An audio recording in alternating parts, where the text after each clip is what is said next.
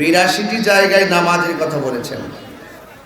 নামাজ পড়ো বলে নাই, বলছে নামাজ কায়েম করো। আপনি নামাজ পড়বেন আর আপনার স্ত্রী বাহিরে বেগানা বেপরদায় চলবে? আল্লাহ বলছেন তুমি নিজে পড়ো, তোমার প্রতিবেশীকে পড়ার জন্য তাকিদ দাও।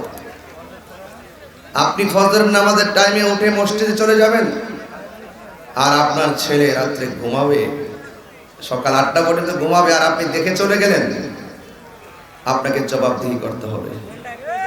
কারণ প্রত্যেকটা মানুষকে যার যার দায়িত্ব সম্পর্কে জিজ্ঞাসিত হবে, জিজ্ঞেস করা হবে। ঠিক এমনই একটি ক্রান্তিকালে আমরা এই বগুড়াবাসী, নন্দীগ্রামবাসী যেভাবে দিনের বেলায় হাজার হাজার মানুষ আসতে আছে, শুধু আপনারা বসছেন। আচ্ছা বলুন তো, এই মাহফিলটার ওসিলায় আল্লাহ রাব্বুল আলামিন আমাদের সবার জীবনের গুনাহ মাফ করতে পারে কি পারে না? তো এই মাহফিলটা যারা করেছেন তারা অনেক পরিশ্রম করেছেন, অনেক এই প্রোগ্রামটাকে সুন্দর করতে গিয়ে কোনো ত্রুটি করে নাই। অনেক বাধা, অনেক ঘাত প্রতিঘাত, অনেক ষড়যন্ত্র, অনেক ধরনের ত্যাগ কষ্ট সব কিছু উপেক্ষা করে যারা কোরআনের তাফসীরের মাহফিল সাজায়, এরাই হলো সমাজের শ্রেষ্ঠ সন্তান। ঠিক কিনা বলেন? এই সমস্ত ধর্মীয় কাজে যারা বাধা দেয় এরা সমাজের ভালো লোক নয়। কথা বলেন ঠিক কিনা? ভাইয়েরা আমার, এই মানুষ যারা এসেছেন, আপনাদের কাছে আমার একটা শুরুতেই অনুরোধ থাকবে, যারা মাহফিলটা সাজিয়েছেন তারা হয়তো মুষ্টিময় 10, 15, 20 জন, কিন্তু মানুষ তো আছেন হাজার হাজার। আমি চাই মুসাফির মানুষ হিসাবে যে মাহফিল কমিটিদের সাথে আপনারাও একটু শরীক থাকেন, এটা আমার চাওয়া। অন্তত 100 টাকা দিয়ে হোক, 1000 টাকা দিয়ে হোক, 5000 টাকা দিয়ে হোক, আপনি শরীক থাকেন। প্রয়োজনে 10 টাকা দিয়ে হলো শরীক থাকেন, রাত্রে ঘুমায়ও শান্তি পাবেন। একদিন আপনি এই দানের কথা বলে যাবেন, কিন্তু আল্লাহ পাক এই দানটাকে উহুদ পরিমাণ পাহাড়ের মতো নেকি বানাইয়া হাসরের মাঠে আপনাকে সারপ্রাইজ দিবে।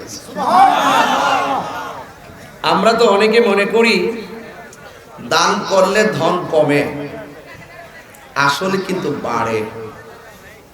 as-sakhiyyu হাবিবুল্লাহ, দানশীল ব্যক্তি আল্লাহর বন্ধু। হাসরের মাঠে 7 প্রকার মানুষকে আল্লাহ পাক আরশের নিচে ছায়া দিবেন। এর মধ্যে এক শ্রেণীর মানুষ হলো দানশীল ব্যক্তি।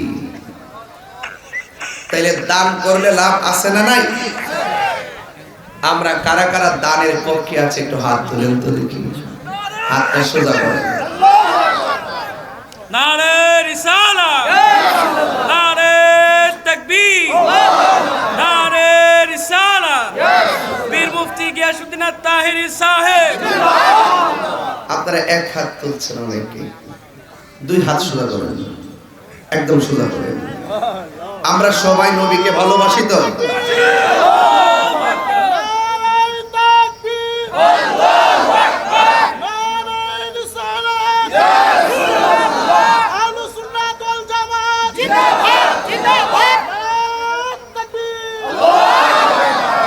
হাত নামান, আলহামদুলিল্লাহ বলেন।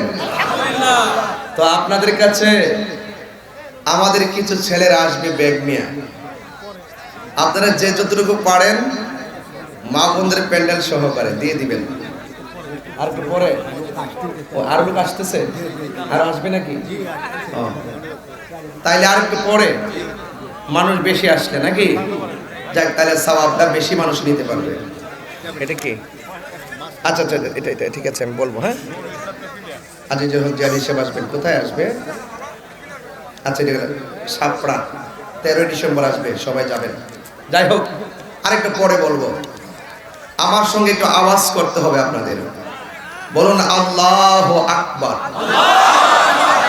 পৃথিবীর সেরা ডায়লগ, ঠিক কিনা? Allah is our almighty and our creator. আল্লাহ পাক সৃষ্টিকর্তা, আল্লাহ সর্বশক্তিমান, ঠিক কিনা বলেন? আল্লাহু খালিকুনা, আল্লাহ আমাদের স্রষ্টা, আল্লাহ আমাদের স্রষ্টা। আমার যুবক ভাইরা সবাই দুরূদ শরীফ পড়ুন। আল্লাহুম্মা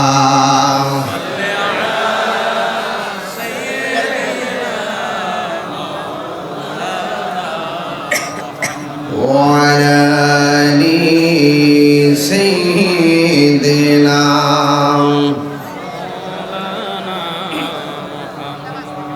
গভীর মনোযোগ।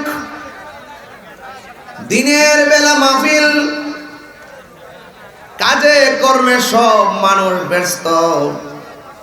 এলাকায় প্রবেশ করে যেটা বুঝতে পারলাম, ধান কাটা হয়েছে, ফসল গড়ে উঠেছে, এরপর মানুষ বিশ্রাম নেয় নাই। পরবর্তীতে তারা আলুর চাষ শুরু করেছে। কথা বলেন ঠিক কিনা? এই জন্য বাংলাদেশ কৃষি প্রধান দেশ। এই বাংলাদেশের মানুষ এখন থেকে শৌখিনতা ছেড়ে দিতে হবে। বাংলাদেশের মানুষ শৌখিনতা ছেড়ে দিতে হবে।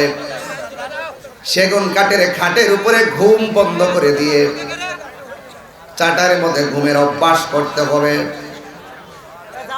এবং 5 তলা 10 তলা বিল্ডিং এ এসি না লাগাইয়া তাল পাতার পাখা দিয়া বাতাস করে রাত্রে ঘুমাবেন। ঘরের ভিতরে 4টা 5টা টিউবলাইট না লাগাইয়া একটা লাইট লাগাইয়া ঘুমাবেন। বাংলাদেশের মানুষ প্রতি ওয়াক্ত খাবারের সময় 5 প্রকার আইটেম বন্ধ করে দিতে হবে। শুধুমাত্র কোন রকম একটা আইটেম 2টা আইটেম দিয়ে খাবার খাবেন। সকালবেলা নাস্তা খাবেন, দুপুরবেলা ভাত খাবেন, রাতের বেলা হালকা খাবেন, একটু তাড়াতাড়ি করে ঘুমিয়ে যাবেন, ফজরের টাইমে উঠে যাবেন, 5 ওয়াক্ত নামাজ পড়বেন, আগের চাইতে চাহিদা একটু কমায়া দিবেন। আর আজকে নন্দীগ্রামের ভিতরে আয়সা দেখলাম কত সুন্দর ধান, বগুড়ার জমিনে আয়সা দেখলাম কত সুন্দর আলো। আমার তো মনে হয় এই দৃশ্যটা দেখে আমি একটা টার্গেট করে ফেলেছি। বাংলাদেশের মানুষ যদি আমরা কাগজে কলমে দেখি কৃষি প্রধান দেশ, আমরা একটু শৌখিন বেশি হয়ে গেছি। শৌখিনতা বাদ দিয়ে যদি আমরা কৃষি প্রধান দেশ হিসেবে যার যার ফসলাদিগুলো আমরা যদি চাষ করতে পারি, তাইলে বিশ্বের কোন রাষ্ট্র বাংলাদেশকে নিয়ে দাদাগিরি আর বাবুগিরি করার সুযোগ পাবে না। কথা বলেন ঠিক কিনা? কথা বলেন ঠিক কিনা বলেন? এই জন্য এটার মধ্যে লজ্জা নাই। নিজের পায়ে দাঁড়াতে হবে।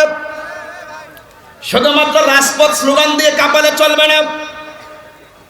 আমাদেরকে আত্মনির্ভরশীল হতে হবে। আমাদেরকে পরনির্ভরশীল থাকলে চলবে না।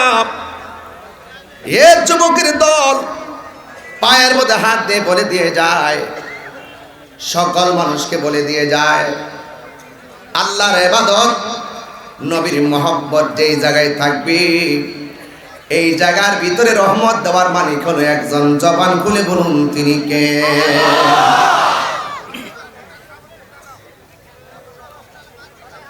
আমার যুবক ভাইরা, সিরিয়ার মুক্ত আকাশে প্রেমের বাতাস বইতেছে। কথা বলেন ঠিক কিনা? বন্ধুরে আমার, পায়ের মধ্যে হাত দিয়া বলি, আল্লাহকে মানার মতো মানবেন, নবীকে মানার মতো মানবেন। আমার আল্লাহ বলেন, ইয়া আইয়ুহাল্লাযীনা আমানু আমিনু বিল্লাহি ওয়া রাসূলিহি। আল্লাহ রাব্বুল আলামিন বলেন, হে ঈমানদারগণ, তোমরা ঈমান আনবে আল্লাহর উপরে। জোরে কোন কার উপরে? আল্লাহ কি দুইজন না একজন? আমরা কি মাজারে যাইয়া আল্লাহর ওলিকে আল্লাহ মনে করি? যারা আমাদের উপরে অপবাদ দেয় তারা মিথ্যাবাদী, আর মিথ্যাবাদী যারা তারা হলো মুনাফিক। কথা বলেন ঠিক কিনা বলেন?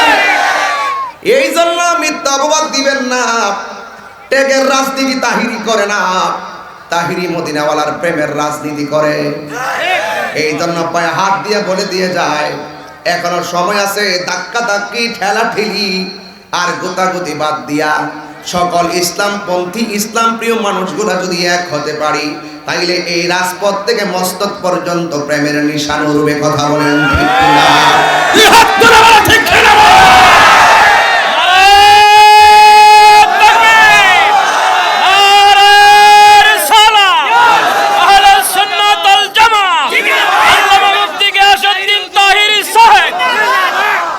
আমার যুবক ভাইয়েরা, বেশি লম্বা চূড়া আলোচনা করব না, তবে যতটুকু আলোচনা করব আলোচনাগুলো অন্তর থেকে হৃদয়ঙ্গম করে নবীর মহব্বতটা হৃদয়ে ধাবিত করে দেন।